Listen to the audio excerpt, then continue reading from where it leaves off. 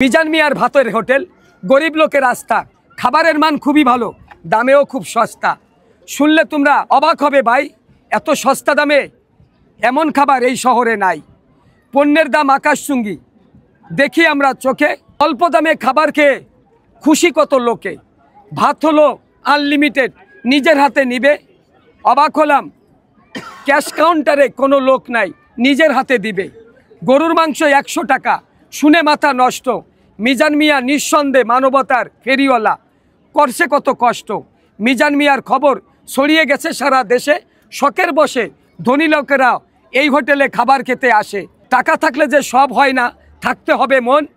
ব্যবসার নামে পকেট কাটছে এই শহরে আছে অনেকজন।